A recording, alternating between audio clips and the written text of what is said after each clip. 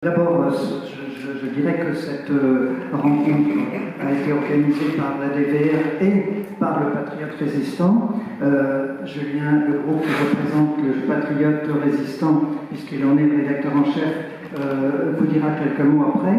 Je voudrais juste dire que, bon, beaucoup parmi vous le savent, mais peut-être qu'après tout, c'est le moyen de rendre hommage à chaque fois. Cette association, la DVR, a été créée par Robert Chambéron et il nous a donné comme mission de faire connaître des périodes de la résistance, des événements de la résistance et puis des personnalités de la résistance. C'est pourquoi nous avons choisi d'inviter Jean Villeray ici.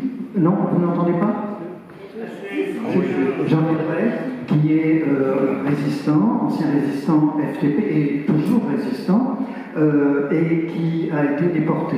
Et surtout, quand je dis toujours résistant, c'est parce qu'il est vraiment un infatigable militant de la mémoire, et malgré son jeune âge, eh bien, il répond toujours présent.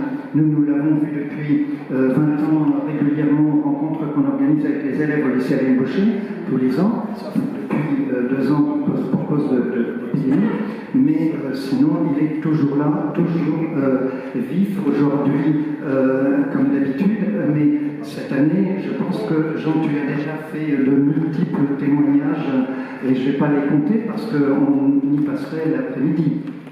Donc, voilà ce que je veux dire. Je vais juste ajouter quelque chose. Nous avons notre prochaine rencontre à DVR, ce sera le 7 avril, et ce sera autour, cette fois-ci, du camp de concentration de Cove, qui était installé près de Chartres. Et je ne devrais peut-être pas dire camp de concentration, parce que officiellement, ça s'appelait Centre de séjour surveillé. Voilà.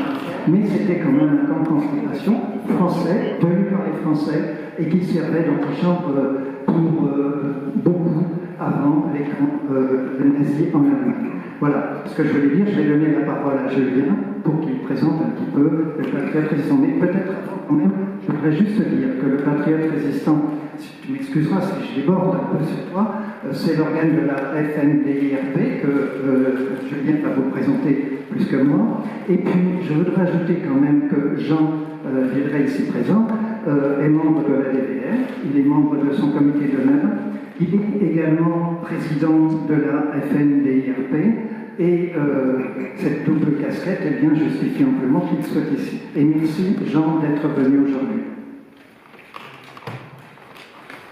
Bien, merci beaucoup à Yves pour son invitation, à la DVR, et donc très honoré d'être aux côtés de Jean Villeray, qui, comme Yves l'a dit, est un grand monsieur, résistant déporté. Donc moi je suis Julien Gros, je suis rédacteur en chef du Patriote Résistant. Peut-être certains d'entre vous connaissent cette publication. Donc on est un mensuel édité par la FNDIRP, donc Fédération Nationale des Résistants, déportés, internés, résistants, patriotes. Et donc ce journal existe depuis 1946. Donc il a été fondé par Marcel Paul et Frédéric-Henri Manès, qui étaient de grands résistants, qui ont organisé donc la résistance dans le camp de Buchenwald-Dora.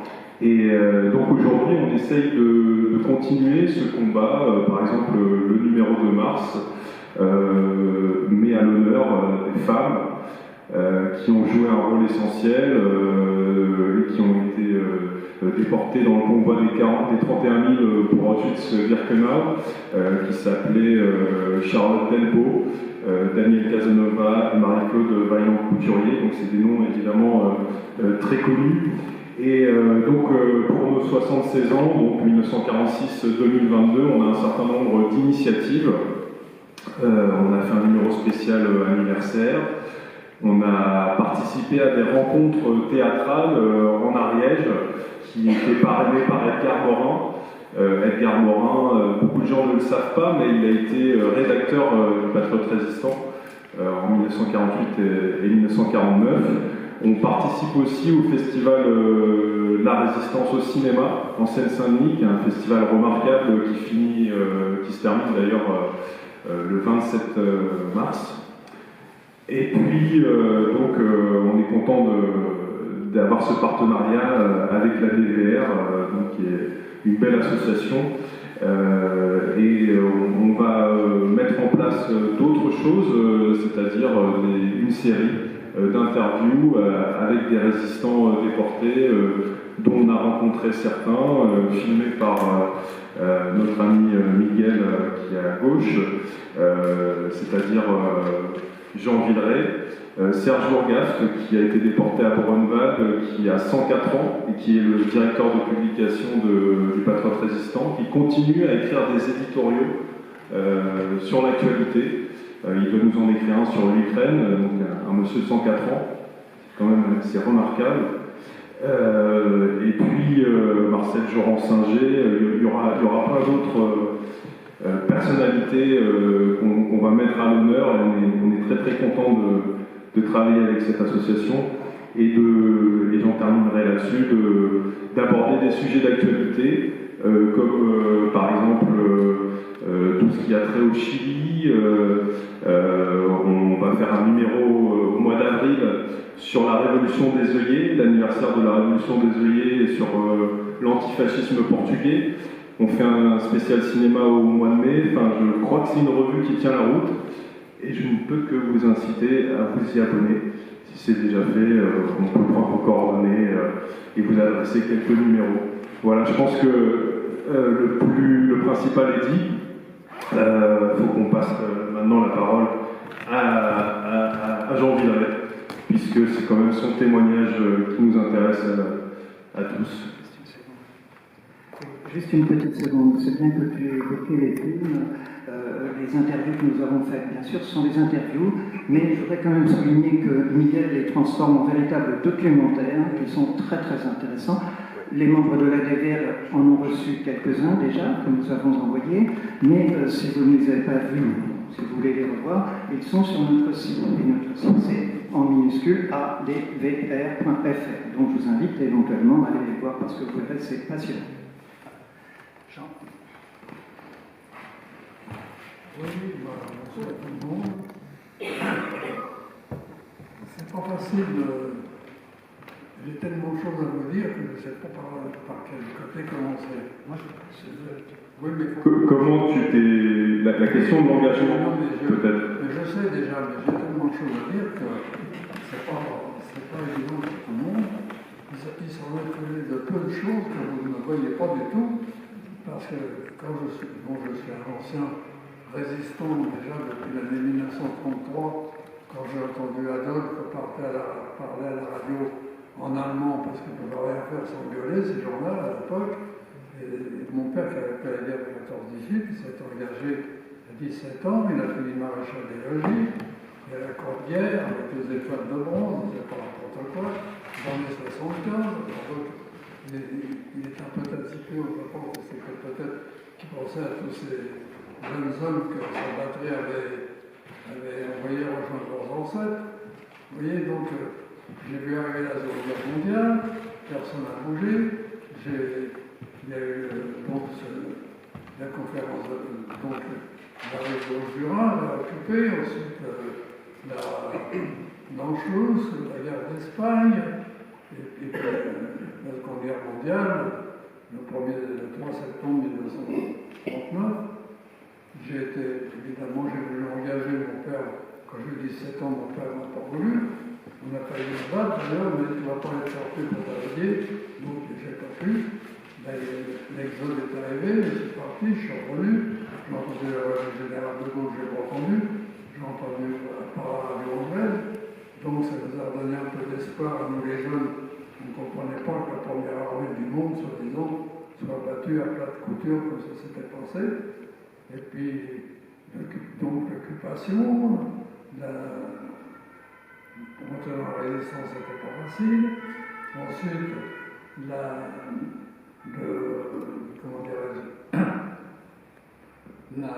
l'accord Sauquel Laval, Sauquel c'était le volontaire chargé de la main-d'œuvre ouvrière dans les territoires occupés, donc il créait la relève, qui consistait à envoyer un certain contingent dans toutes les usines de la zone occupée pour remplacer les vides des soldats qui étaient mobilisés à nouveau pour compenser les pertes sur le front russe.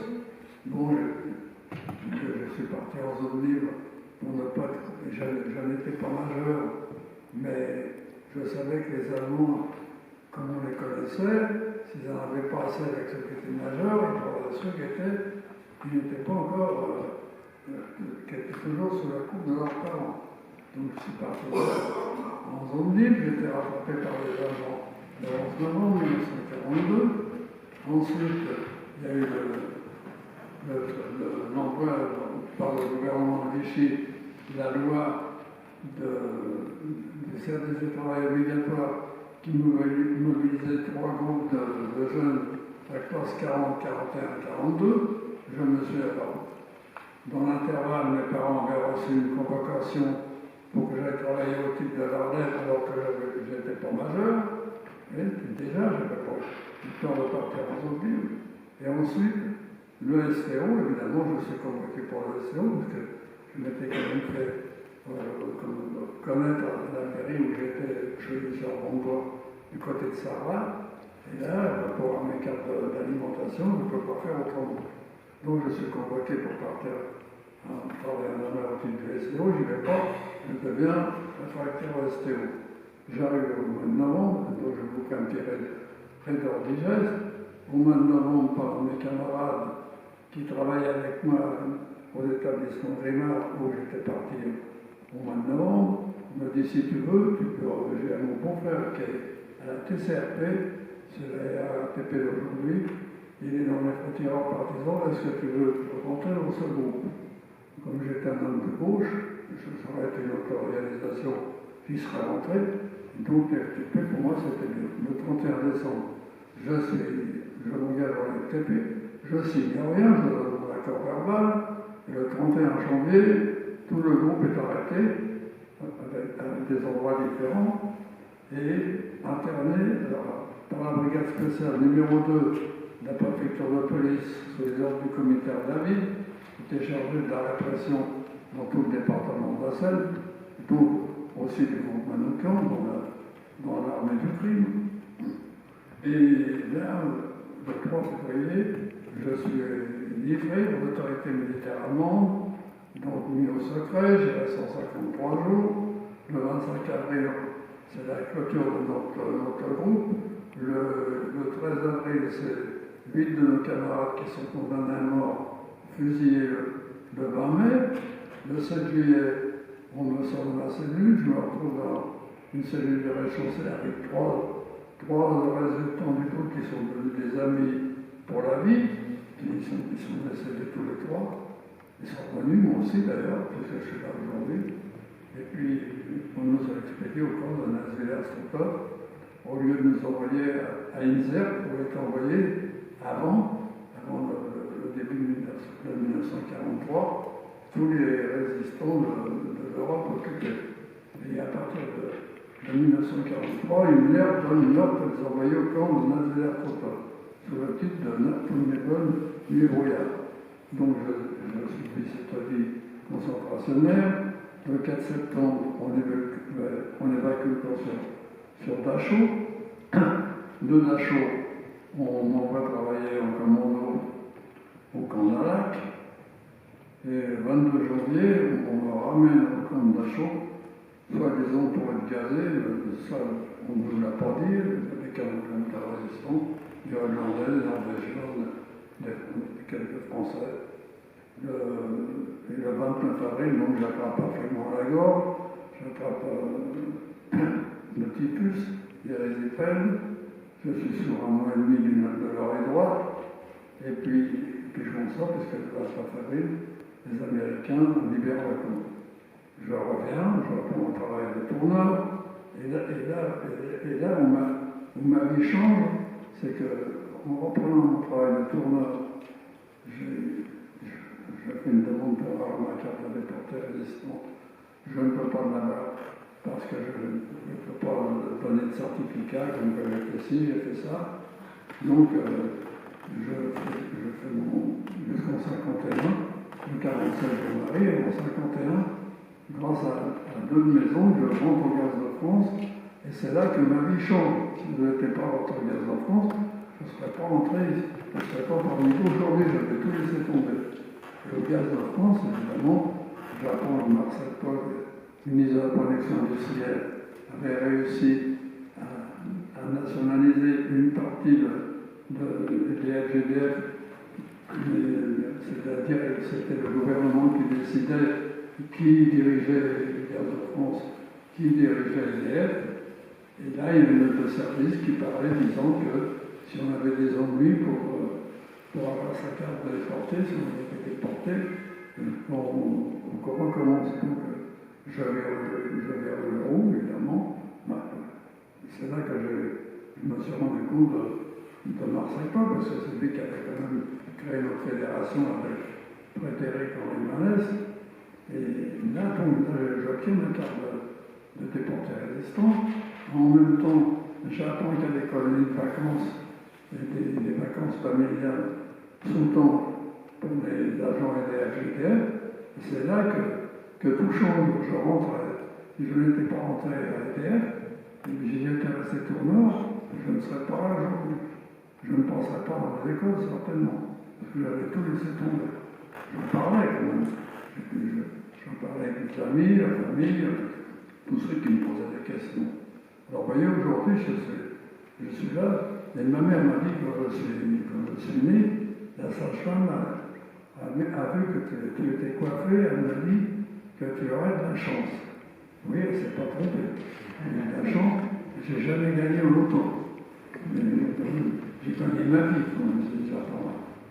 Et voilà, alors, vous voyez, alors où ça se corse? C'est que je ne demandais rien à personne. Je faisais partie de la CNRP en 1995. Raymond Fermi, qui était malade, le résistant déporté FTP aussi, elle me dit, elle démissionne, et tout le monde me dit, bah, toi, Jeannot, tu ne comprendras pas, tu vas prendre sa place. Donc, depuis 1995, je suis président de la section de FNRP de Maison Enfant. Dans l'intervalle, le président de l'UFAC, l'Union française de l'association de combattants de Maison Enfant, casse la pipe, et on me dit, bah, écoute, un représentant de la RAC me dit, bah, écoute, tu vas prendre sa place, ça nous arrangerait beaucoup, donc je me retrouve, je ne demande rien à personne. Et en 1898, dans l'intervalle des agents et des FGDF, pour avoir quelques avantages, à réformer le Comité national de liaison des déportés internés résistants et PRO des FGDF. Et là, le président me dit en 1998, écoute, Jeannot, j'en ai marre, je veux arrêter. Alors si tu veux, je te propose comme président, et je ne demande rien à personne. Donc je me retrouve président de cette association, je prends le sigle. Et en 2013, le président de l'Union nationale des combattants GDF, c'était autre chose, ça regroupait tous les anciens combattants des DFGDF, toute guerre confondue. Lui, il démissionne parce qu'il était pied noir. Et comme le président Hollande a fait son mea culpa dans l'Assemblée nationale algérienne, lui, il en a profité pour démissionner parce qu'il n'était pas d'accord. Donc, je reprends la place en étant en ligne bureau. Vous voyez? Et alors après, en 2013, en 2015, il y a Anita Baudouin et un arrivé qui me donne rendez-vous à Bureau, à Paris, où elle aussi fait une après.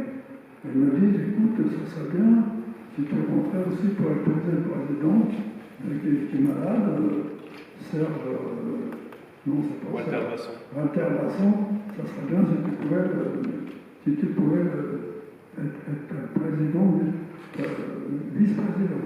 Bon, voilà. J'ai écouté, lui, vu que c'est quand même Marcel Paul, parce qu'en intervalle, il y avait la session de la FNRP, ceux qui voulaient aller à la fondation et ceux qui voulaient continuer. Moi, quand on compte, je leur dis, je voulais continuer comme les autres.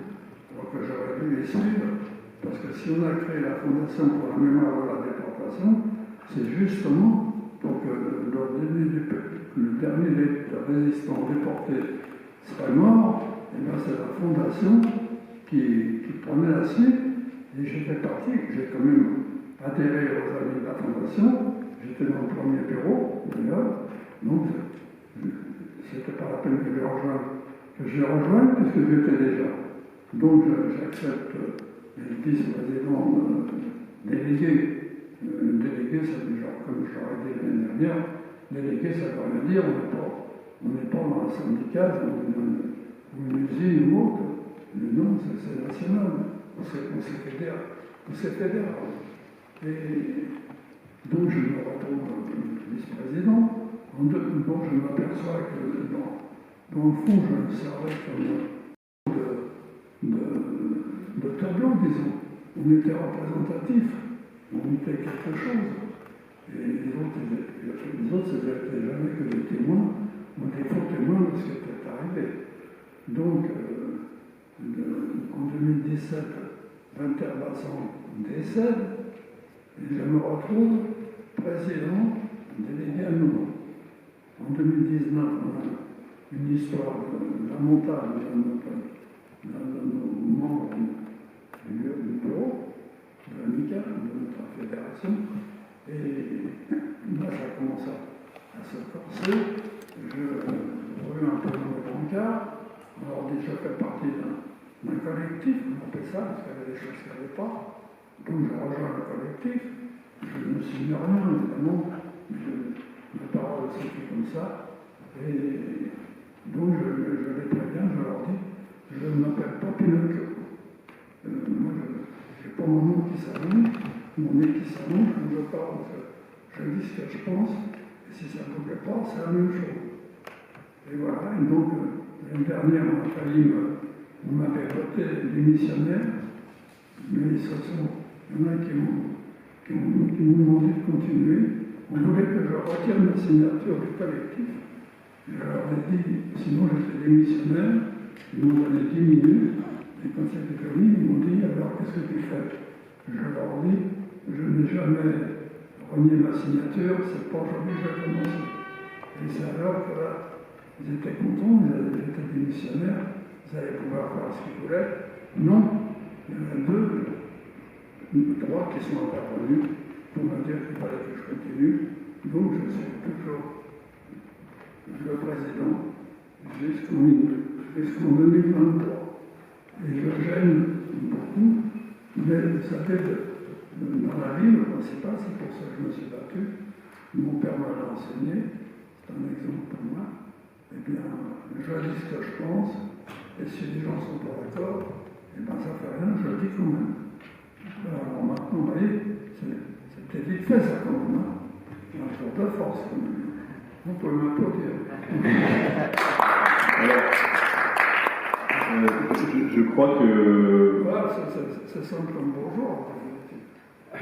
Je crois que notamment par rapport à l'ADVR, ce qui serait très intéressant, ce serait peut-être d'évoquer cette période pendant laquelle tu as intégré ce groupe de résistants qui s'appelle le groupe Jean Jaurès. Comment ça s'est fait, puisque tu dis souvent dans tes interviews qu'on ne rentre pas dans la résistance comme dans un bureau de poste. Est-ce que tu peux dire un peu dans les détails comment tu as intégré ce groupe? J'ai dit parce que un de mes copains qui parlait avec moi, qui avait son beau-frère. Oui, et puis excuse-moi, je pense que ce serait intéressant aussi que tu nous dises, parce que c'est pas rien si 8 membres de ce groupe ont été fusillés. Toi, tu as été arrêté 1 mois après être rentré dans ce groupe, mais que faisait-il avant? Qu'est-ce qui explique qu'ils aient été aussi vigoureusement, toi aussi d'ailleurs, punis de leurs actions? Oui, mais c'est une bonne question. On voit bien que c'était pas un groupe. On marchait par équipe de 3, et en un mois de temps, on ne peut pas faire grand-chose. Donc, on n'avait pas de rendez-vous, on n'avait rien. On avait des rendez-vous au café qui est en face, un petit café qui est en face la station de métro, comment s'appelle cette station de métro, quand on veut aller à Geoffroy-Lanier, la station de métro. Moi j'ai des trous de mémoire par moment, on n'a plus la station de métro. C'est ça, la porte de chercher, j'ai trouvé. Donc c'est la station Saint-Paul, et on avait des routes par repas. Donc, d'abord pour être rentré dans la FTP, j'avais un rendez-vous à la porte d'Italie, il y avait un gars, on m'avait cité, on m'avait dit s'habiller comme ça, donc il devait savoir comment j'étais. On s'est retrouvés, il m'a dit tu veux rentrer dans la FTP, je lui ai dit oui. Il m'a dit mais tu sais que si tu rentres dans cette organisation et que tu sois arrêté, tu seras fusillé. Je lui ai dit je le sais, ça faisait quand même depuis 1840 que j'essayais de rentrer dans un groupe de résistance. Donc j'avais un jour un des gars du réseau, j'avais rendez-vous avec lui vers la porte de Vincennes, m'a donné une liste de collaborateurs à exécuter. 10 collaborateurs. Donc il fallait les repérer, c'était pas facile. En plus, j'avais jamais fait ça, moi. Mes 2 autres camarades non plus.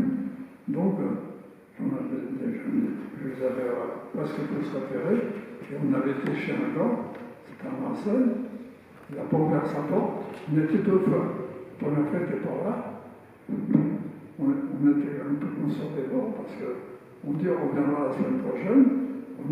C'est le mec qui avait vraiment la conscience tranquille, il aurait pu appeler les flics, on serait arrêtés tous les 2 là. Donc on se retourne chez lui et ils n'ouvrent pas la porte évidemment parce qu'ils se méfiaient. Donc on s'en va, on force pas la porte. On était des néophytes en définitive. C'est pas difficile de tuer quelqu'un comme ça veut dire du temps blanc. Et puis je rentre au Gaz de France, à Vincennes, je fais du relevé, j'étais embauché comme moi qui étais tourneur, il n'y avait pas de place, ils m'ont fait une place de releveur. J'en avais marre d'être enfermé, donc je suis rentré au plus bas de l'échelle des releveurs. C'était difficile parce que le salaire était diminué de moitié. Et puis là, quand on était en avance sur relevé, on nous mettait à des endroits différents pour la comptabilité. Et un beau jour, ils me disent, bah tiens, toi tu vas remettre tous les dossiers en place de Vincennes. Montreuil, ça montait. Et je me dis, Vincennes, le nom me revient, je me dis, je vais rechercher le nom de ce collabo pour savoir ce qu'il est devenu. Et je ne le trouve pas. Je fais tout Vincennes, et pourtant il n'est pas long. Celui-là, il est taxi, puisque je ne trouve pas son nom. Et puis en 1961, l'EDF, à Vincennes, l'EDF et le gaz de banlieue, le DGPVP, on nous dit, vous allez encaisser en même temps des factures d'EDF, GDF, et en même temps, vous releverez les compteurs. Et j'arrive dans une maison à étage, évidemment. Le régime, je ne me rappelle plus le nom de la rue. Donc je monte, et je m'aperçois qu'il n'y avait pas de gaz dans cette maison. Et ça existe. Il y a des immeubles qui n'ont pas de maison. Et donc, j'avais les compteurs électriques à relever. Et je monte au premier étage, et à droite, je vois une petite feuille avec prendre la clé chez M. Intel en face. Et c'était juste le gars qu'on devait exécuter. On va y rejoindre ses ancêtres en 44. On était en 61. Je sonne, un couple de personnes âgées, très gentilles comme tout, eh bien, me reçoivent comme il faut. J'étais tellement extrêmé que j'ai pas osé lui dire, vous savez, monsieur, si vous m'avez ouvert la porte en 44, vous ne seriez plus vivant aujourd'hui. Vous voyez, c'était pas facile. Donc j'avais repéré à peu près tous les gens qu'on devait exécuter, disons. Mais est-ce que c'était vraiment, comme vous voyez que 7 ans, 17 ans après, 44, 44, 61, ça fait 17 ans, qui sont encore en vie, c'est que le travail n'avait pas été achevé. Et en définitive, je ne regrette pas de ne pas avoir tué cette personne, parce que peut-être que je ne sais pas, on ne sait pas ce qui se passe, comment ça se passait à l'époque. Et entre autres, ensuite, on avait alors là, ça dépassait les bords de l'imagination. On était vraiment des néophytes. On se retrouve à la gare de l'Est, on avait attaqué un dépôt d'armes de garde-à-bois à Bondy. Donc on avait une mitraillette avec nous, on était tous armés, on devait être une douzaine, on descend à Bondy, on pourrait récupérer les armes de ces gardes-bois, c'était les Français, de ces gardes-bois, et en définitive, notre chef a dû réfléchir un peu, et j'étais entièrement d'accord avec lui, parce qu'on aurait pris les armes de ces gardes-bois, mais on n'avait pas de voiture, on était venus en train, donc je ne sais pas ce qu'ils avaient comme armes de garde-bois, certainement des fusils, je ne sais pas, qu'est-ce qu'on aurait été faire après. Ce qui fait qu'on n'a pas pu faire ce point de main, comme on disait, et puis quelques jours après, tout le groupe était arrêté. Certainement qu'il y avait une taupe à l'intérieur, et en même temps, un de mes camarades du groupe, à qui j'avais donné mon adresse à Maison Alfort, j'avais fait Maison Alfort à l'époque, il l'a donné aux inspecteurs de la brigade spéciale qui m'avaient arrêté. Et puis le lundi, on avait rendez-vous, le lundi 31, on est pour la gare de Nogent, je me trompe d'une heure, donc je coupe le groupe, sinon, parce que le samedi, j'avais téléphoné au Saint-Paul justement pour avoir mon camarade, Alain Alanet, et le garçon me dit non, mais il n'est pas là, mais il a sa fiancée qui est là. Alors sa fiancée vient, il me dit Alain a été arrêté. Et puis paf, la communication est coupée.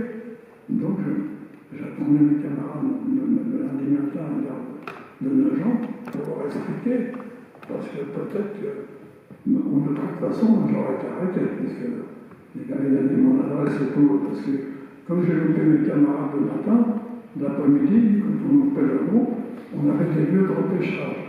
Et j'avais un lieu de repêchage à Créteil, et les inspecteurs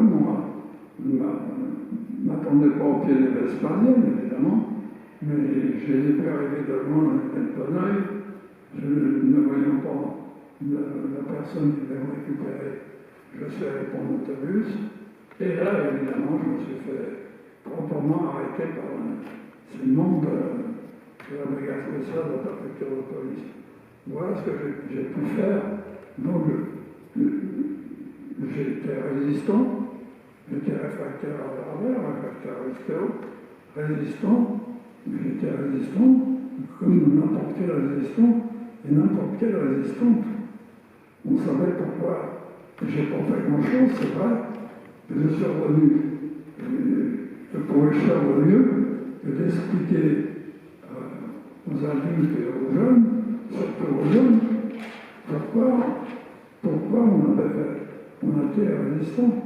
Je ne suis pas un gars qui a fait sauter des poteaux télégraphiques ou autres, ou sabotage sur les voies ferrées, non. J'ai pas le temps. Voilà, c'est tout. Mais je suis là, je suis, comment dirais-je, je suis un rescapé.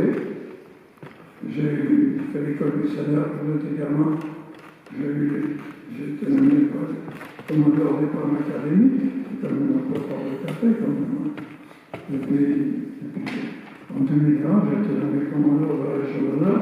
Et tout ça, je l'offre à tous mes camarades qui sont plus là, les femmes et les hommes, parce que je le disais encore hier,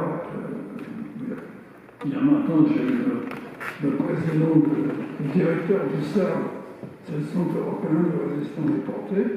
Je lui disais, moi, mon rôle, c'est d'expliquer à toute cette jeunesse, et puis à tous ceux aux adultes aussi, qui veulent savoir pourquoi on a fait ça. Et donc, je suis condamné à continuer.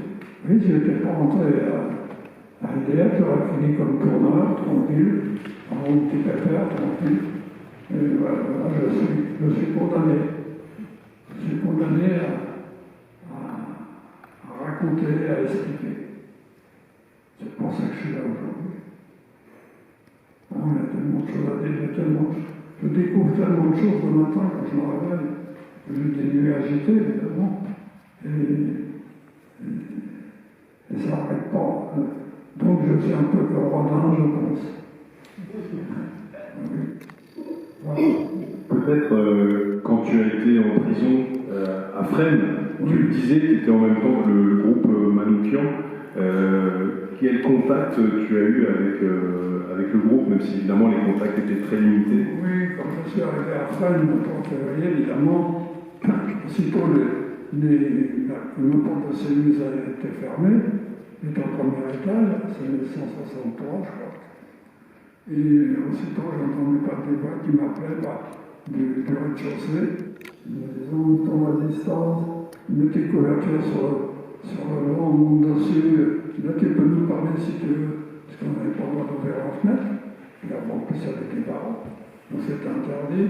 Donc j'ai discuté comme ça, et quand le groupe Manoukian, il y avait un ou deux membres du groupe Manoukian qui étaient au rez-de-chaussée, quand ils sont partis au jugement, je leur ai expliqué, évidemment, quand ils sont revenus, ils nous ont dit on est condamné à mort, et on y en a un qui a dit, par étranger en français, on ne sait pas si c'était Manoukian ou Cloarec, parce que dans le groupe Manoukian, il y avait un breton, et il nous a dit, surtout, n'avouez pas que vous êtes dans les frontières partisans, surtout, parce que vous serez condamné à mort d'office. Et moi, je lui ai dit, ben oui, mais je m'en suis glorifié quand j'ai été arrêté par le policier. Il m'a dit, t'as qu'à revenir sur tes décisions. Et le 15 mars, quand j'ai été interrogé, là, on était livré à Wehrmacht, les autorités militaires allemandes, mais pour les interrogatoires, c'était la rue des Sourcelles par la SS. Et donc, le 15 mars, j'ai été interrogé, on est là-bas en Pagne-la-Salle, à Menotté, évidemment. Et là, j'ai été interrogé par un officier supérieur de la Gestapo, ça a un kilo, il fait beaucoup au moment. J'ai soutenu dans l'étude, je ne savais pas que j'étais dans le FTP. J'ai raconté une histoire d'Empire pour lui, qu'il n'a pas découvert d'ailleurs, mais alors, évidemment, il m'a pas dit ce qu'il en pensait. J'ai signé le procès verbal de l'interrogatoire. Je ne peux pas faire autrement. Je ne comprends pas la langue, je ne lis pas non plus. Et puis c'est tout. Je n'ai plus jamais entendu parler de le 25 avril, par contre, le capitaine de la Wehrmacht qui parlait admirablement français, donc qui a assuré la fin de notre groupe, l'histoire de notre groupe, lui, tout à l'heure, pour le colonel SS aussi, qui parlait français aussi, il y a des choses qu'il m'a dit du rapport qu'avait dû faire la deuxième brigade, qu'il y avait des choses que j'avais dit qui n'étaient pas dedans. Donc peut-être que ça m'a sauvé la vie, ça. Et puis, à ce capitaine de la Wehrmacht, évidemment, j'ai raconté la même histoire. J'ai essayé de faire jouer ça. La corde sensible, je lui ai dit que j'avais 4 sœurs, un petit frère qui avait 4 ans. Alors il a dit, d'après un année qui était à côté de moi, on était passés tous les deux par ce capitaine. Il a dit à sa année qui m'a dit, il connaît pour lui un peu allemand, il a dit à sa dactylo, soutien de famille. Voilà, mon définitive. Le soutien de famille, je n'ai pas été fusillé mon valérien. Mais pratiquement, on était condamnés, nous, les Nartoum neveux, à disparaître sans laisser de traces. Mais il y avait toujours cet espoir que les nazis un énorme poussière, même en définitive. C'est ce qui est arrivé. C'est pour ça que j'ai eu une chance terrible de ne pas être fusillé. Mais j'avais tous les ans, je vais m'incliner sur la tombe de encore 3 membres de groupe qui se au cimetière d'Ivry, tous les ans, dont à un année, tous les ans, je vais quand même m'incliner sur sa tombe. Voilà. En définitive, c'est une histoire un peu fade. Donc, mais c'était comme ça.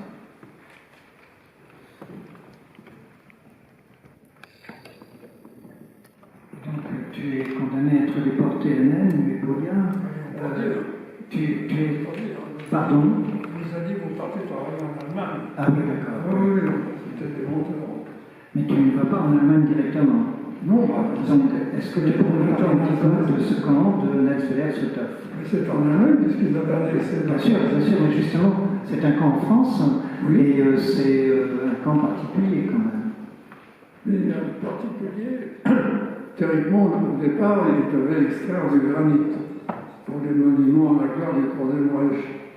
Et puis en définitive, ils se sont servis d'abord d'obtenir des droits communs de la chose, des triangles verts, et puis ensuite ils ont fait venir des Allemands, évidemment, des résistants, des soviétiques, de tous les gens, les soviétiques, ils étaient là en tant que prisonniers de guerre, mais il y a eu 31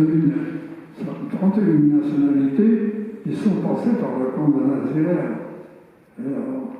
Alors par contre, sur l'ordre d'Himmler, tous les LN qui étaient arrêtés et qui étaient envoyés à partir de 1943, eh bien, ont été envoyés directement au camp de Nelsweiler parce que là, ils pouvaient faire des expériences médicales, ils pouvaient faire tout ce qu'ils voulaient. Alors, on tuait pour un ou pour un autre. D'ailleurs, je pense que dans chaque commando de l'Allemagne, en Allemagne, où on a été raccrochés dans ces camps, on était vivants le matin, on n'était pas sûr qu'il était le soir. Parce qu'on tuait pour un oui ou pour un non. Parce qu'on était. Et c'était la logique même, on était quand même des ennemis potentiels. Notamment le fameux Fernandel qui est tué pour le plaisir, celui que vous surnommiez Fernandel au camp, qui était un gardien. Oui, parce qu'il ressemblait à Fernandel. C'était les frères Le Tac, qui étaient des gaullistes, qui sont arrivés au mois de juillet 1940, dans le premier convoi de juillet 1943. Donc ça devait être le 10 juillet, qui serait le 9 ou le 10 juillet, le 9 au soir. Et donc quand ils ont eu ce SS qui avait un peu la même faciès que Fernandel, l'ont surnommé Fernandel, il s'appelait Armando. C'était un vote fini, mais il y en avait d'autres. Hein. Mais lui, entre parenthèses, il a été condamné à mort pour 365 assassinats, je crois, par un tribunal militaire français, gracié par le président Coty, et libéré en 1963 par le général de Gaulle, et qui est mort pesant dans son lit. Alors là, il y a de quoi marronner quand même. Hein.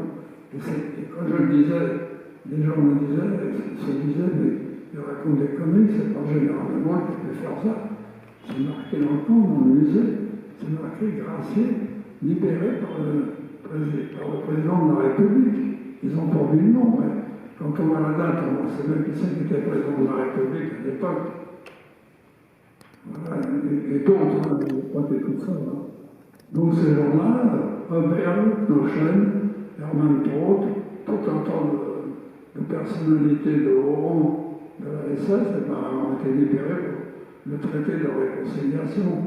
Alors le secrétaire à l'époque du CERD, donc le CERD a été mis en place le 5 novembre 2005, eh bien, m'a demandé un jour, M. Guérin, de me dire ce que vous pensez des peuplements. Ben, je lui ai dit oui, je vais vous l'écrire. Je lui ai dit, le peuple allemand est responsable de ce qui est arrivé, sauf ceux qui étaient dans les camps. Parce que ces Allemands, on les voit aujourd'hui quand on voit les films je regarde la 118 ou la 119, et bien quand on voit les foules qu'il y avait à l'époque, les mères qui tendaient leur enfant vers le fureur, j'ai dit, je condamne ces familles, ces adultes qui ont donné leurs enfants en pâture à Hitler. C'est avec ces Caribéens qu'ils ont formé cette nouvelle armée qui a mis l'Europe à feu et à sang de 1939 à 1945. Ça plaît pas, mais c'est écrit, je l'ai au cerveau. Et je maintiens. Par contre, j'en veux pas à la jeunesse d'aujourd'hui, parce qu'il y a des jeunes, je pense souvent j'ai passé dans des lycées à Strasbourg, et eux, ils ont des échanges avec leurs collègues allemands. Il y a des jeunes allemands qui demandent à leurs grands-parents pourquoi ils ont fait ça. Pourquoi? Oui. C'est difficile, moi je me dis, c'est des fautifs. D'ailleurs, quand tu es libéré à Dachau, au camp de Dachau, donc le premier camp de concentration construit par Himmler. Et à ce moment-là, quand tu vois les Américains, tu as l'impression que ça y est, ça va être la paix dans le monde. Et malheureusement, l'actualité... Non, c'était ça. Pour moi, je dis, ça va être Noël tous les jours. Parce que mon échappée, c'était extraordinaire. J'attrape un frémillement à la gorge, je me soigne pas, j'avale tout. J'attrape le typhus, je ne me soigne pas non plus. Par contre, on m'a fait une piqûre intraveineuse quand je regarde les ressources du commun. Je rattrape l'érésipèle. L'érésipèle, c'est aussi une maladie mentale. Et je suis arrivé véritablement au bord du ravin. On me mettait debout le matin, je tombais jusqu'à temps que j'arrive à pouvoir m'alimenter un peu parce que mon estomac était resté trop longtemps vide, puisque quand on est dans le coma, on ne prend rien du tout. Et petit à petit, je m'en suis ressorti grâce à la solidarité des quelques Français qui étaient comme moi dans sa bloc. Ils me disaient, si tu ne manges pas, tu vas mourir. Et aujourd'hui, je suis là, et bon, alors maintenant, ton père, avec mes 100 ans, d'avoir 100 ans cette année, mais comme aujourd'hui, il faut que je arrive, je ne sais jamais gagner. Et puis même si j'ai 100 ans, je dis, oui, mais toi, t'en as rien à foutre, tu veux que j'ai 100 ans, puis après, t'en as rien à foutre si je passe là. Moi, je veux bien vivre 150 ans. Mais avec le bordel qu'il va y avoir, je ne sais pas si ça va valoir le coup quand même. C'est au mois de décembre. Vous êtes tous invités, hein, c'est en décembre, pour ces 100 ans. Je ne sais pas encore. Ça me donne du plaisir parce que quand on voit ce qui se passe encore aujourd'hui, c'est pas pour ça que je me suis battu. C'était pour autre chose. Et j'aimerais qu'au lieu de fabriquer des armements comme ils le font, il ferait mieux de s'occuper de la planète, des océans et compagnie. Ils sont en train de perdre tout ce que la nature nous a donné.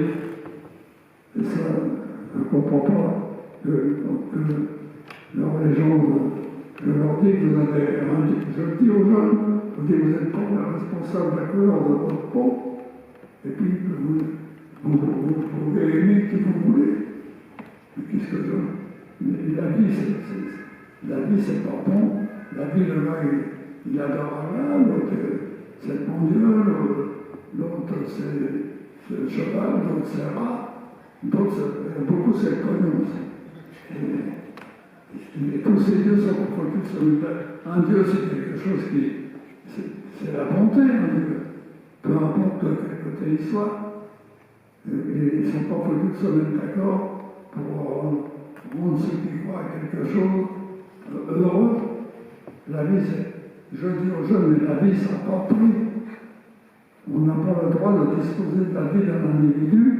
On n'a pas le droit. Bon, moi, je ne me plains pas. Ce qui m'est arrivé, personne ne m'a entendu me plaindre de ce qui m'était arrivé. Je savais pourquoi j'étais là. Nous le savions tous. Alors, c'est pour ça que j'ai demandé à M. Macron, je lui ai écrit en 2017, quand il a été élu, pour lui demander qu'à la journée de la déportation, il vienne. Alors je ne l'écrivais pas en tant que président de la liberté, je lui disais en tant que président des agents NDR de guerre, je lui disais qu'il viendra lever la flamme pour honorer tous les résistants qui étaient morts pendant cette Seconde Guerre mondiale. J'ai eu la réponse négative quelques mois après, donc il n'était pas venu ce jour-là à la journée de la déportation, mais je l'ai rattrapé au courant en 2019, non 2020, parce qu'en 2020, je suis invité pour le 27 janvier à la Shoah, au Geoffroy-Vanier, puisque c'est la date de la libération d'Auschwitz. Donc j'y vais, j'ai oublié de mettre, je prends pas mon rayé, parce que d'habitude quand j'arrive avec mon rayé, on me laisse monter, et là j'avais l'invitation. Quand j'arrive à la porte, on venait à vous avez l'invitation, mais c'est tout, vous êtes invité pour venir là. Et donc je mets 3 quarts d'heure avant de trouver quelqu'un qui veut bien s'occuper de moi. Je rentre, je suis au premier rang debout, parce qu'il n'y avait plus de place. Il y avait tous les juifs qui étaient là, évidemment. Et le président arrive, serre la main à tout le monde, et il arrive à la fin, il me serre la main. Je n'avais pas mon rayé, j'avais une petite barre de médaille, il me serre la main, il me regarde bien, et je lui dis qu'il m'équipe, et je lui dis, Monsieur le Président, je vous ai écrit en 2017 concernant la journée de la déportation, et si cette année vous pouvez venir honorer raviver la femme et honorer le monde de la déportation, eh bien, vous serez le premier président de la République à le faire, parce que depuis 1954, parce qu'il ne faut pas oublier qu'en 1954, l'Assemblée nationale française a voté que ce dernier dimanche d'avril serait, alors ils n'ont pas dit qu'il serait chômé, parce que personne ne travaille le dimanche, donc ils ont dit que ce serait la journée nationale des héros de déportation. On n'est pas des héros, parce que j'ai discuté avec les soviétiques avant de repartir pour la Shoah le 22 janvier, et il y en a un, je lui ai dit, on avait appris que le resto était pris par les Russes alors qu'ils étaient encerclés. Je lui ai dit Karachov, il me dit non, on y est. Staline, il m'a fait comprendre que Staline allait les prendre, parce qu'eux, ils n'avaient pas le droit de se faire prisonnier. Et là, donc, je dis au président, ce serait bien que vous fassiez ça. Et j'ajoute avec malice, avec la patrouille de France. En faisant une liaison, je pense qu'il a compris tout de suite qu'en 2018, quand l'équipe de France avait, au risque de se faire s'abonner les chevilles, gagner la Coupe du Monde de football, eh bien, ils avaient droit à descendre des Champs-Élysées en gare avec la patrouille de France. Et bien, depuis, il n'est toujours pas venu raviver la flamme. Il n'y a aucun président de la République qui est venu raviver la flamme avec le triomphe de la journée de la déportation. C'est une journée qui ne coûte pas un rond au gouvernement, parce que c'est un dimanche. C'est intelligent. En 1954, nos députés, je ne sais pas comment ils sont aujourd'hui. Je ne peux pas les juger. Est-ce qu'on pourrait revenir un petit peu sur les conditions de vie dans le camp, dans la vie quotidienne, nourriture, travail? Tu as parlé de la solidarité. Est-ce qu'on peut aussi parler de la résistance et tous les actes de résistance, ne serait-ce que la solidarité, c'est un acte de résistance. La solidarité s'est créée avec le premier combat qui est arrivé, c'était 58. Le premier combat qui est arrivé en juillet 1943, on leur a fait subir le 10 juillet, après le déjeuner, c'est un grand mot, Cranmer a fait sortir, comme tous les Français, tout le commando français qui est arrivé, ils étaient 58.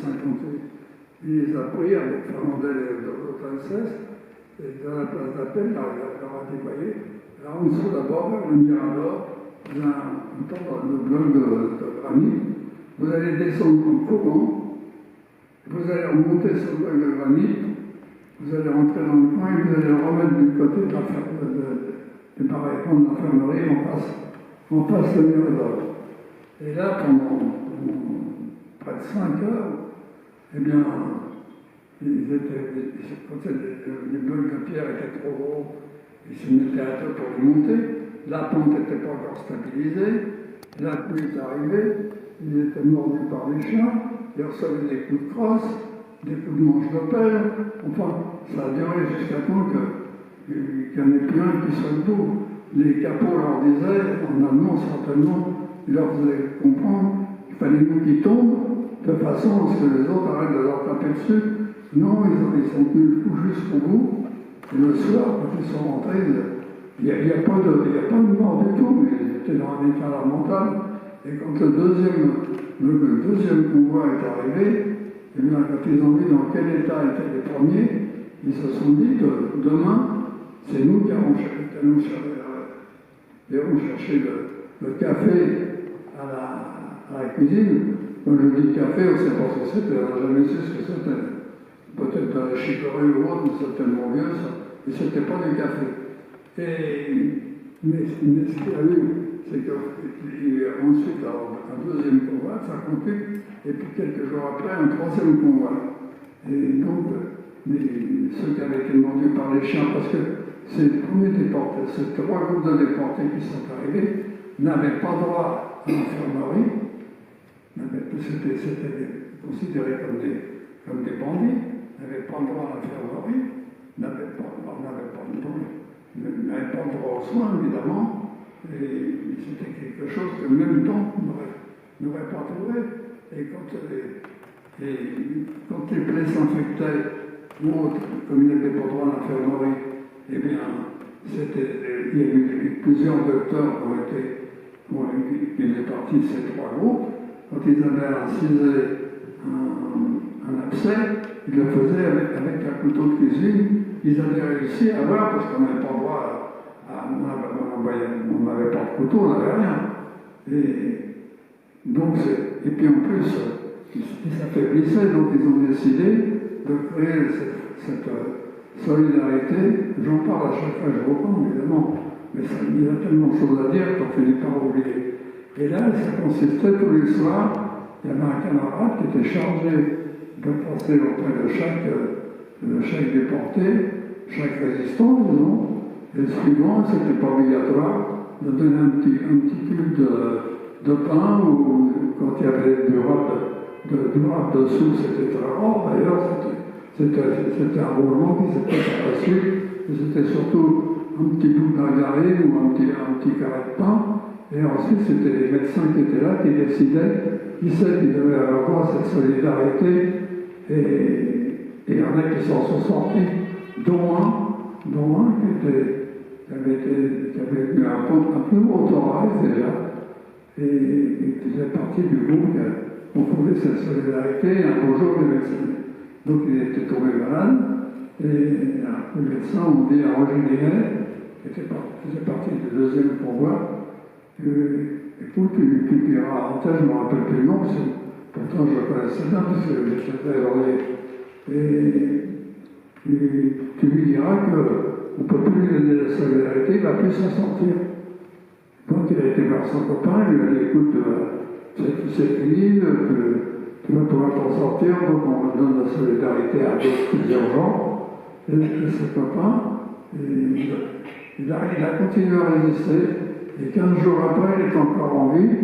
Et moi, quand j'étais en 2005, quand j'ai pris les finances de l'amicale de l'Algérie, eh bien, je touchais encore son chèque. Et un beau jour, j'ai pris un unité d'émission comme un pont aussi.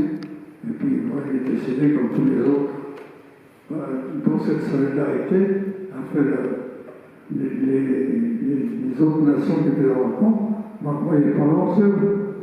Et quand je suis arrivé en 1944, je suis arrivé en retard, on me l'a fait remarquer quelques années plus tard, il n'y a pas longtemps, le docteur Boudbien m'a dit, je vais dire, donc c'était un des médecins de ce premier groupe, et je vais le saluer, il me dit, tu sais que tu n'as pas le droit de mettre soleillé là. Je lui dis, oui, et pourquoi? Il me dit, on. Je lui dis, moi non, je ne le connais pas, moi. Et puis il m'a dit, t'es arrivé quand? Et je lui dis, je suis arrivé, monsieur Boudbien, je suis arrivé en juillet 1944. Il s'est mis à rire, parce qu'évidemment, vu ce qu'avait vécu au Cameroun, les 4000 et quelques, moi j'avais 19 410, on faisait la prise de rigolo, nous. On arrivait après. Et je lui dis, mais monsieur Boudbien, j'ai pas fait exprès d'arriver en retard. Et maintenant on me dit, mais oui, il est arrivé en retard. Mais j'en dis, la prochaine fois, j'essaierai d'arriver plus tôt. Mais vous voyez la différence qu'on faisait. Non, pour moi, je ne vais pas dire à quelqu'un ou à quelqu'une, tu as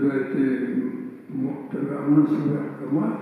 Non, moi j'ai souffert, je continue, et je ne demande rien à personne. C'est un exemple de ce qui se passait. Et tellement, je ne sais pas, même si les SS, parce qu'il y a d'autres histoires encore, il y a le wagonnet, il y a la fabrication de la cave à pommes de terre, la carte Offenkeller, mais ça nous entraînerait trop loin. Mais ce qu'ils ont fait, c'est que à partir du 15 août, ils ont eu droit à l'infirmerie, ils ont eu droit aux soins, et il y en a, parce qu'il y avait le chef heureusement que le gars Testeur, c'était le secrétaire général des jeunesses communistes allemandes, qui était là, Willy Benke. Tous les soirs, il envoyait des pansements en papier aux médecins. C'était interdit en plus, puisqu'ils étaient en quarantaine. Et le lendemain matin, faire l'envers, quand ceux qui partaient au travail portés par les uns et les autres. Et puis ceux qui avaient des pansements en papier, avec une petite arpenteur, ils balançaient tout ça, entre autres. Et à partir du 15 août, Louis Benke a réussi à leur donner à quelques-uns des plans qu'ils ont. Comment dirais-je, Max Nobel, lui, a travaillé aux cuisines, il est arrivé dans le deuxième convoi. Roger Guinet, il était chef de chambre, oui, et ils sont revenus. Voilà, donc, on n'était pas en sécurité. Comme je disais tout à l'heure, quand on se levait le matin, on n'était pas obligé d'être encore en vie le soir. Puisqu'il y a eu un camp aussi, où étaient des juifs, tous les matins, le commandant du camp tuait à la carabine un juif dans le camp où il était pour s'amuser. Peut-être, est-ce qu'on prend des questions en public? Oui, peut-être. Comme vous êtes tous très attentifs, vous avez peut-être des questions à poser à M. Villeray sur la résistance, sur la déportation, sur ces... Ne soyez pas timide. Bon. Ah, madame, vous voulez le micro? Je vais essayer de parler fort, c'est juste que je suis complètement néophyte et je n'ai pas compris ce que c'était que le rayé dont parle M. Villeray. C'est la tenue rayée de déportation. Ah d'accord, oui, c'est important, ça. C'est important pour nous. Parce que quand on partait en commando, par exemple, quand je suis arrivé à Nazéer, bon, on est descendu, on est monté à pied déjà, on a mis 3 jours pour arriver, on crevait de soif, donc on s'est désintéressé sur la douche. Ils auraient pu nous envoyer du gaz, on se retraitait de rien, et on nous a pas donné le même avis qu'on avait. Non, rien du tout. On nous a rasé la tête aux pieds, on nous a balayonné les parties génitales avec du résine. Le résine, tout le monde sait ce que c'est. On s'est nettoyé les poubelles. donc vous avez une peur affreuse des poudres, donc du typhus. Donc on a été rasé, on nous a donné un autre habit qui n'était pas le nôtre, et on avait dans le dos une croix rouge à la peinture, avec 2 N à la peinture aussi, sur la couture du pantalon, une grande bande rouge, un triangle rouge à coudre, un grand rectangle avec notre numéro à coudre, à la place du cœur, et aussi sur le côté droit du pantalon, le même triangle rouge avec le même rectangle avec notre numéro. Ce qui fait que quand on avait affaire à un capot ou un SS, ils savaient tout de suite qui on était. Les chiens étaient dressés pour mordre des mannequins comme on était, non des mannequins, un bien mannequin, mais avec le signe distinctif, mais quand on s'est retrouvé avec un rayé, le rayé, c'était destiné à celui qui partait travailler dans un commando extérieur. Aujourd'hui, on a des personnes intelligentes, on dit que c'était des camps annexes, oui, mais pour nous, c'était des commandos, et pour moi, c'est toujours un commando. Donc, quand j'étais au commando d'Adac, quand on a évacué le camp d'Achon, aussitôt qu'on est arrivé, on a suivi le même processus, la douche, où on s'est désaltéré, on s'était farci 2 jours de wagon sans boire, on le savait, c'était au mois de juillet, au mois d'août, je veux dire. Non, c'est le 8 septembre. Et donc, on nous a donné ce tapis rayé. Donc, personne, à SS, quand il nous croisait, ne pouvait pas distinguer qui on était. Il savait qu'on était français parce qu'il y avait la lettre F, et c'est tout. Il savait qu'on était politique parce qu'on avait le triangle rouge. Si on avait le triangle vert, mais c'était. On a eu des droits communs avec eux qui avaient le triangle rouge aussi, comme ça c'était tranquille. Eh bien, aussitôt, ils savaient à qui ils avaient affaire. Mais sinon, ils ne savaient pas si on était des débrouillards ou autres. Et on se gardait bien de mentir. Voilà, exactement. Donc c'était. Puis en plus, moi, quand je me suis vu affublé comme ça m'a fait penser à ma jeune, j'étais jeune encore, hein, mais ça m'a fait penser à cette. Bon, il y a personne de ma génération, là, mais à l'aventure des péniclés, quand les péniclés, Rimoudan, Filachard et Croquignol vont aux États-Unis, ils portent la tenue de bagnard, le charlot aussi, avec les rayures horizontales. Nous, on les appelait verticales. Donc ça m'a fait penser, ça m'a pas gêné du tout.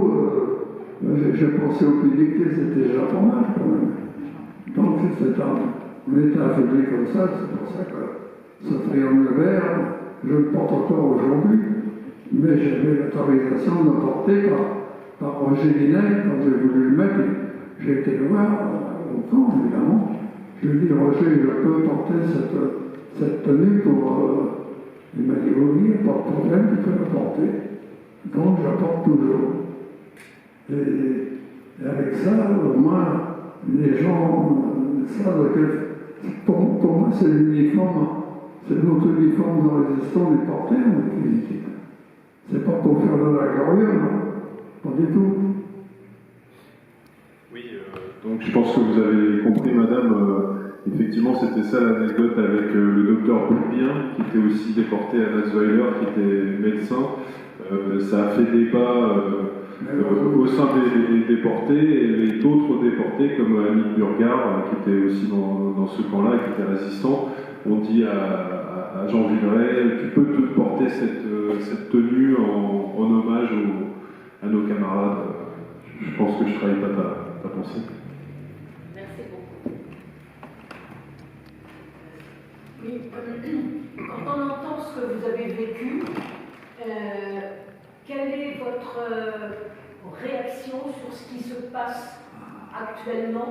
Êtes-vous pessimiste, optimiste, et que devrions-nous faire pour empêcher une troisième guerre? Je suis pessimiste.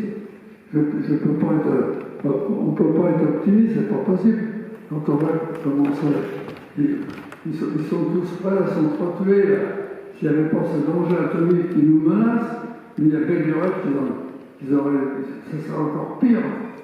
Donc aujourd'hui, je suis plus que pessimiste, je suis un peu anéanti par voir comment les gens ils veulent aujourd'hui ils disent on va aller jusqu'au bout, on va se faire tuer, mais ils vont se faire tuer pour rien, ils vont se réconcilier après,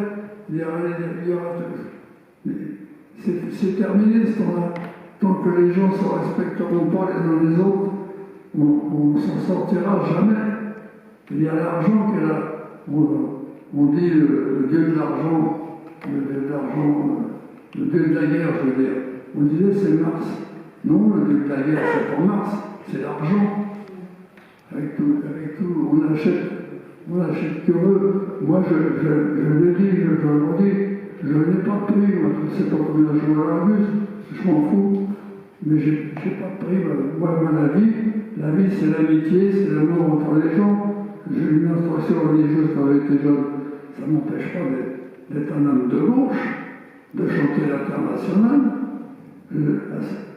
En 1936, j'ai fait la grève, j'avais pas encore 14 ans, j'ai fait la grève avec la compagnie française du métal. Je connaissais l'Internationale par cœur, je connaissais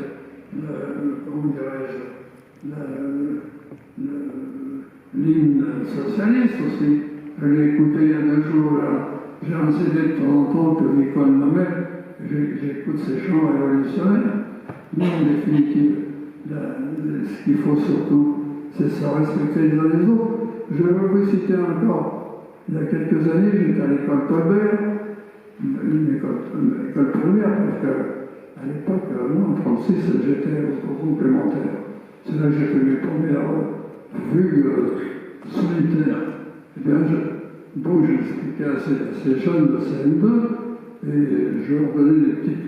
J'ai ramené de l'Allemagne un dessin fait par un soviétique, moyennant 2 boîtes de fruits, qu'on avait touché dans un colis qui était destiné aux prisonniers de guerre, parce qu'on n'avait droit à aucun colis. Eh bien, je leur fais mon portrait un peu petit, j'en signais un. Pour leur faire plaisir, ils m'ont dit, vous pouvez le signer. Et puis il y avait un jeune noir qui était un peu plus loin, et qui ne bougeait pas, je lui ai dit, tu veux quelque chose? Il m'a dit, oui, monsieur, je peux vous toucher. Ah oui, je lui ai dit, oui, tu peux me toucher. Jamais, mais jamais personne d'autre me l'a fait. Ce jeune aujourd'hui, maintenant, il doit avoir 3 ans, ça, 3 ou 4 ans. Ben, maintenant, il est peut-être étudiant maintenant. Mais je sais, me demander s'il pourrait me toucher, je ne suis pas un super. Je suis rien, je suis un être humain comme les autres. C'est pour ça que la vie, c'est ça, c'est l'amitié. Si on n'a pas d'amis, à quoi ça sert? Alors, il y avait Jean-Pierre qui a demandé la parole et madame. À moi? Bon, comme je vois, Jean, il a toujours la forme. Bon, moi, je voulais rappeler, aujourd'hui, c'est quand même un triste anniversaire, puisque c'est le 20 mars 1933 qu'Himmler annonce l'ouverture du colon d'Achau, et c'est le 22 mars que les premiers déportés y arrivent. Ça fait pile poil 80 ans. Non, c'était pas des déportés, c'était des internés. Ils étaient chez eux. C'est-à-dire les premiers internés de l'Achau, c'est les Allemands. Antifascistes Voilà, évidemment, c'est bien sûr. Non, mais c'était une anecdote. C'est l'ouverture, c'est-à-dire avec la montée du nazisme en Allemagne et la prise de pouvoir d'Hitler, c'est à ce moment-là que le premier camp de concentration est ouvert et il va accueillir les militants communistes, mais ce qu'on sait moins, il va aussi accueillir 1200 prêtres catholiques qui seront parmi ceux qui seront victimes des expériences médicales. Plus joyeux, quelques années plus tard, le 22 mars 1943, c'est le premier vol de l'escadrille Normandie-Yémen. Si ça nous ramène un peu dans l'actualité d'aujourd'hui, avec la guerre capitaliste, impérialiste, déclenchée par le pouvoir russe actuel, vis-à-vis d'un pays qui a une existence folle depuis un moment et que au niveau des anciens déportés, des associations mémorielles dont on porte l'action, on ne peut que condamner. Et donc rappeler, bon, on le fait, j'en le fais régulièrement devant les collégiens, les enfants, dans le cadre du concours national de la résistance et de la déportation. J'y participe aussi, et c'est vrai que de rappeler aux jeunes générations tout ce martyre, tout ce gâchis de vies humaines, de façon à enrichir d'abord, comme le rappelait Anatole France, on croit mourir pour la patrie, on meurt pour les industriels. Et bien c'est vrai à nouveau pour ces pauvres jeunes Russes qui sont sur le front d'Ukraine, mais c'est vrai aussi pour ces jeunes Ukrainiens à qui on file des fusils pour aller résister effectivement à une invasion. Et pourtant, ces deux pays sont depuis toujours unis. Ils ont été unis dans la misère sous le tsar, ils ont été unis dans des jours qu'ils espéraient meilleurs, mais ça n'a pas marché dans la construction du socialisme du réel.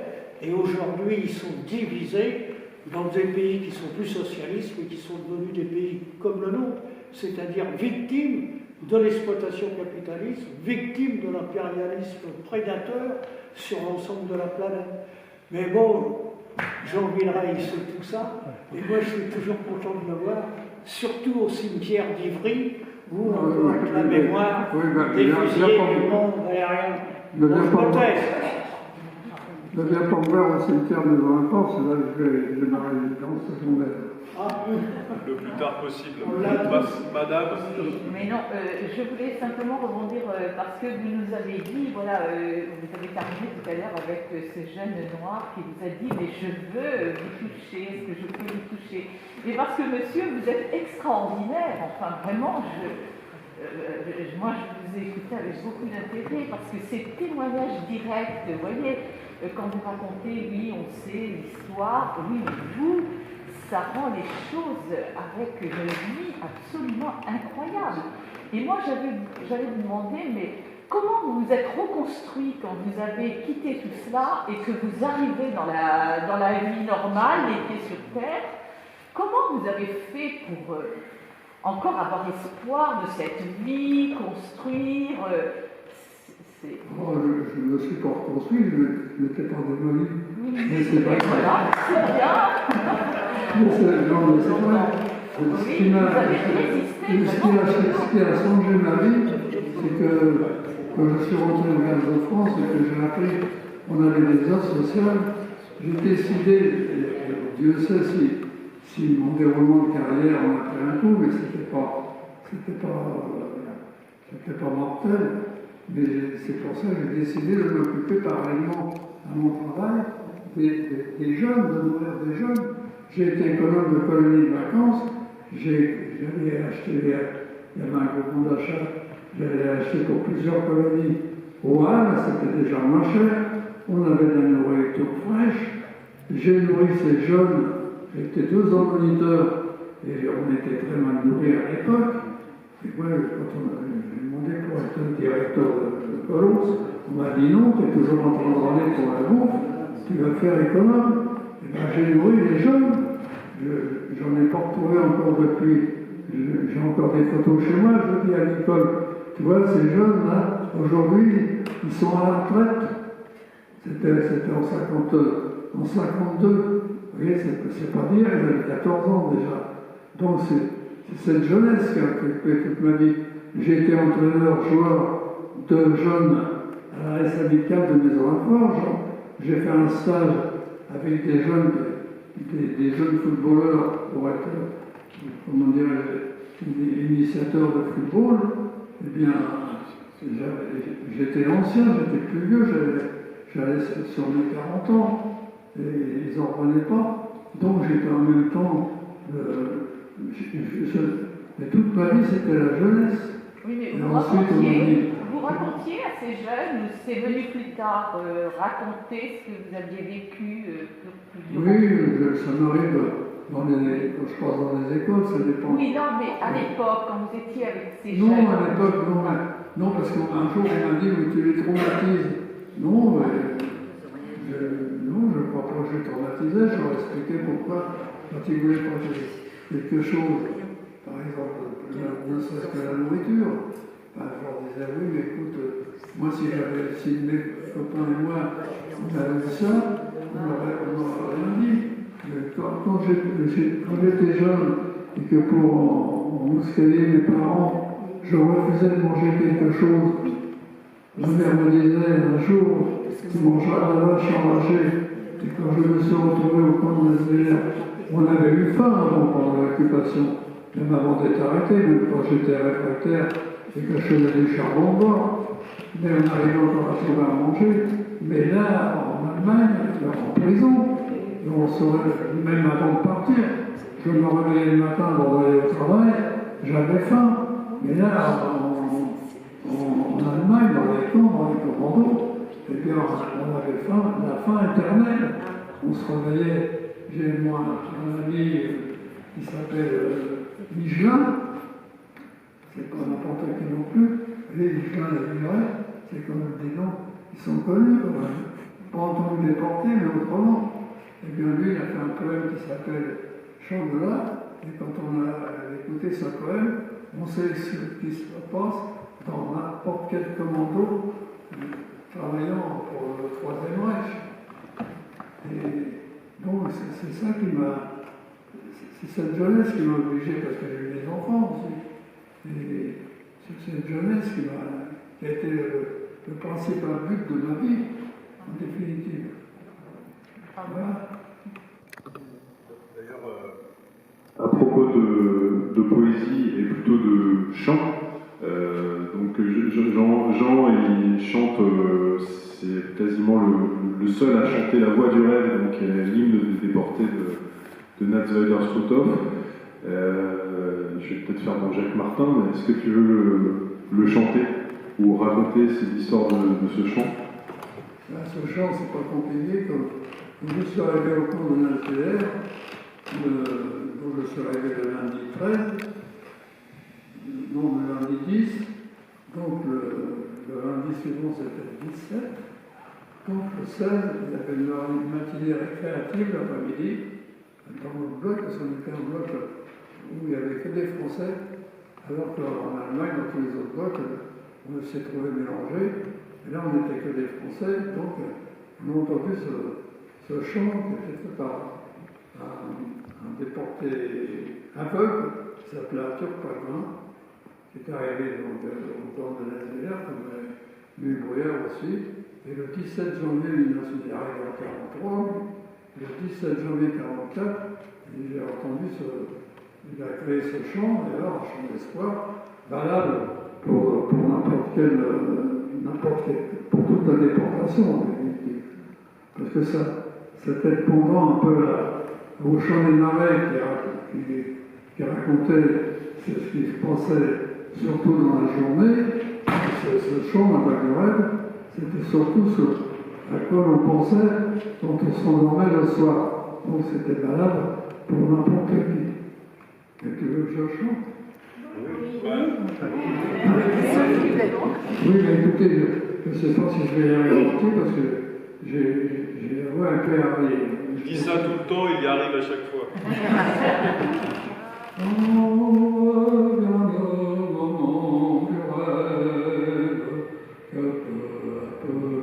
Je pleure quand il s'endort dans le soir qui s'achève quand le pleure près des miradors. Parfois notre main pelasse monte soudain un trouble sans pareil. C'est comme un gai refrain qui passe, c'est comme un rayon de soleil. Écoutez, c'est la voix du rêve. dans nos cœurs une aurore se lève, présageant pour l'avenir des jours meilleurs, Mirador, barbelé, brimade, cela n'est plus que souvenirs amers. Chaque soir l'on s'écarte, bien loin de l'intellect. Le songe a supprimé l'espace à la maison. Nous voici de retour, la chaise est à sa place. Au coin de table, nous prenons nos repas chaque jour.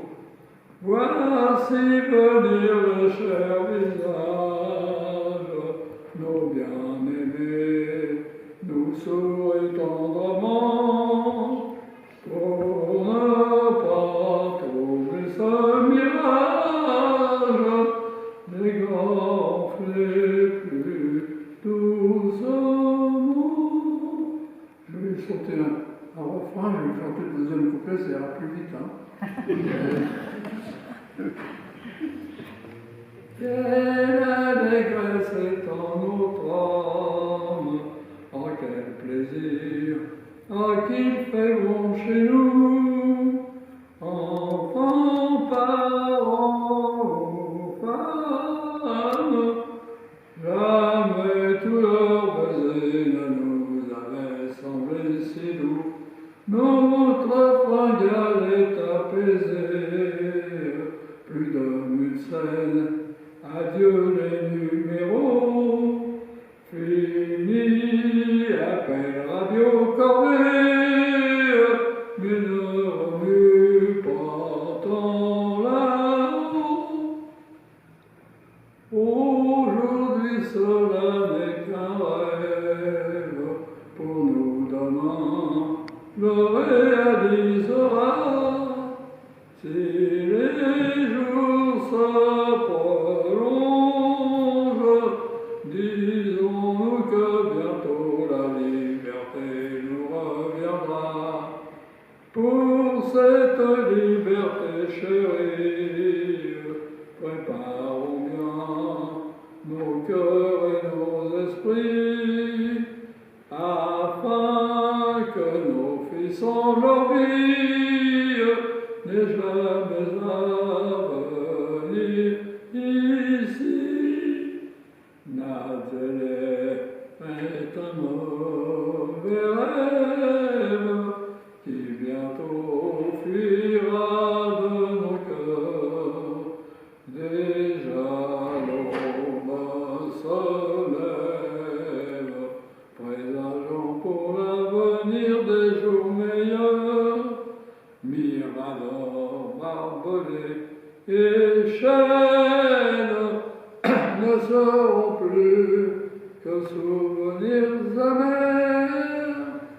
Nous rirons de nos peines, bien loin de Nazareth. Écoutez-moi.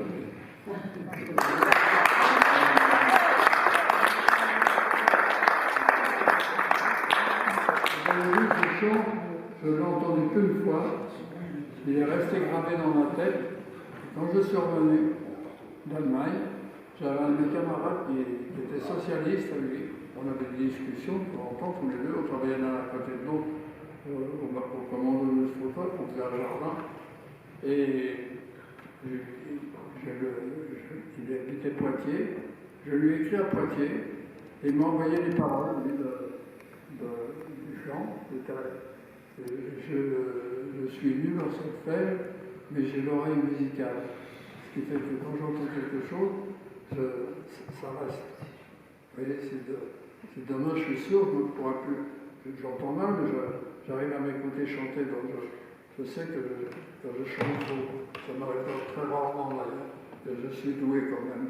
Je suis modeste en plus. Alors, donc, vous voyez, ce chant, il était. Bon, Arthur Poitevin est revenu vivant. Il était maître de musique, je crois, à la cathédrale de Bayeux. Il a fait un disque là-dessus, j'ai connu sa femme plus tard quand je suis allé aux cérémonies au mois de juin au camp, parce qu'il est décédé très jeune, Arthur. Il a d'ailleurs un fils qui est aussi aveugle aussi. Et par contre, ce chant était complètement perdu. Mais personne n'avait chanté.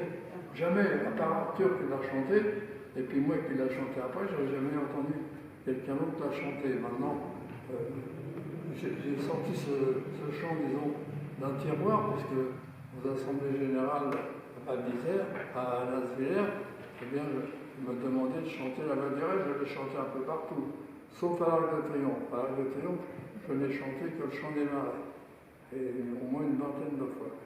Et donc cette chanson, la Voix du Rêve, vous voyez, elle est chantée par les chœurs de l'armée française maintenant et tout. Mais il n'y a aucun déporté qui l'a chanté, parce qu'il seul doit avoir une médaille pour ça.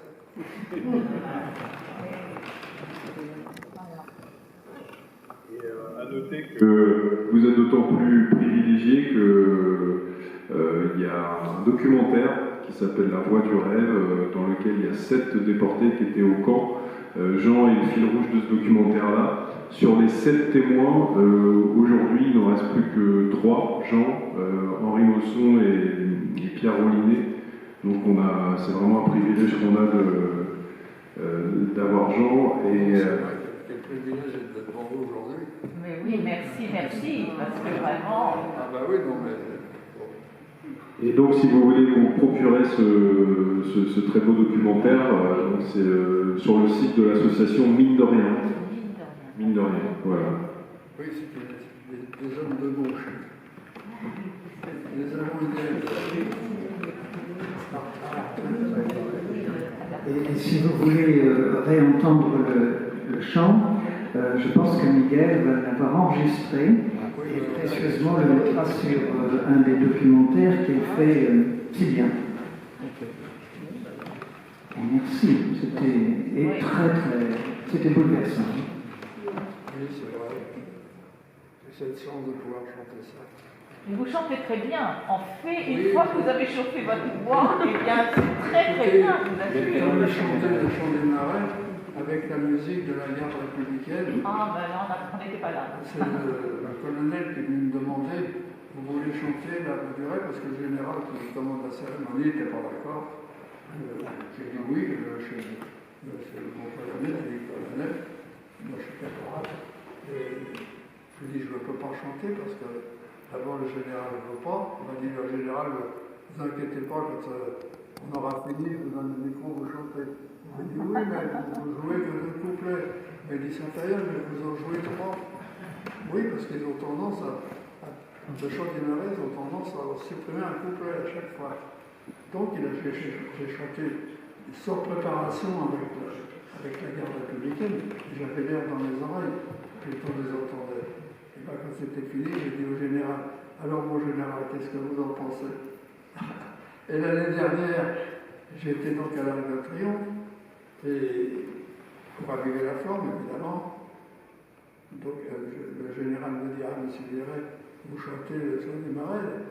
J'ai dit, oui, mon général. Il m'a dit, cette année, vous chanterez qu'un couplet.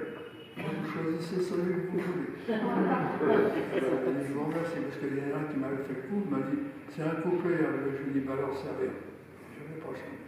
Et là, j'ai chanté, et madame, quand c'était fini, il m'a fait le micro, j'ai chanté, et puis il y avait madame Dariussec à côté de moi, j'ai chanté le premier couplet, quand même.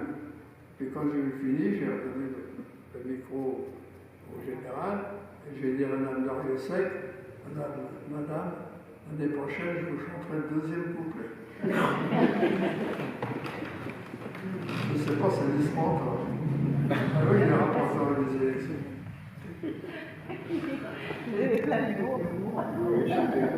Il chante l'affiche rouge aussi. Il connaît par cœur l'affiche rouge d'Aragon. Moi, je sais. Qu'est-ce qui vous tient en vie? Oui, on chante l'affiche rouge. Oui, mais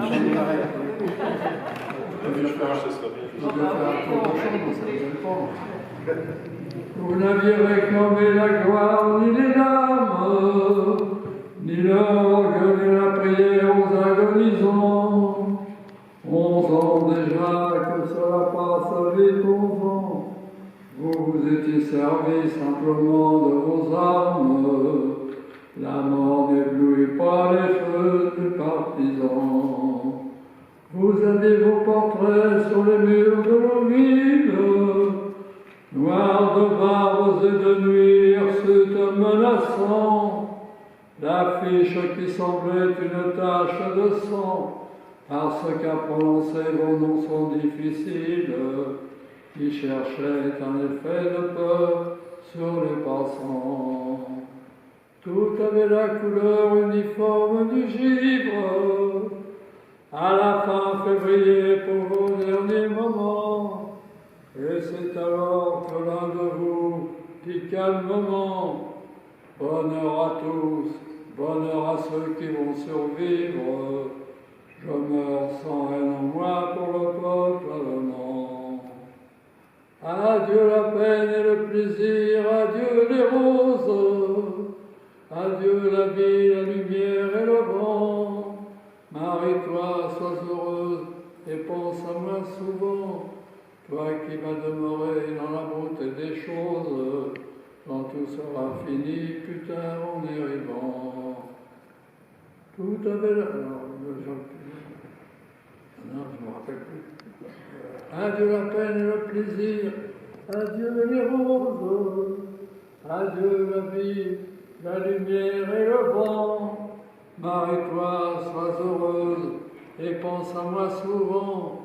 Toi qui vas demeurer dans la beauté des choses, quand tout sera fini plus tard en arrivant. Ils étaient 23 quand les fusils fleurirent, 23 qui donnaient la vie avant le temps, 23 étrangers, nos frères pourtant, 23 amoureux de vivre à en mourir, 23 qui criaient la France en s'abattant.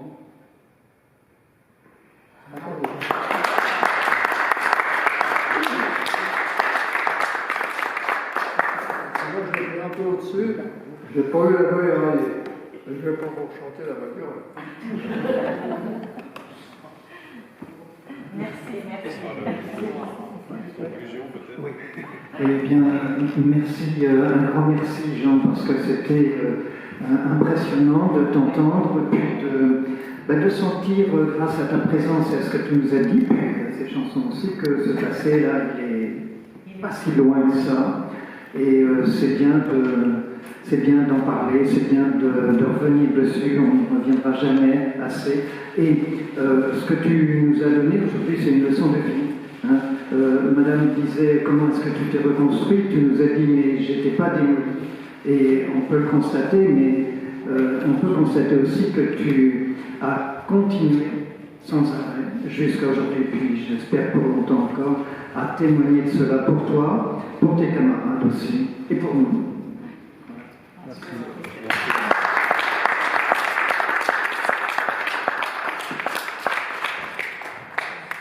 Et peut-être juste avant que tout le monde s'en aille, il y a des exemplaires du journal, je fais un peu de promo, que je vous donne gratuitement, avec un petit bulletin d'abonnement.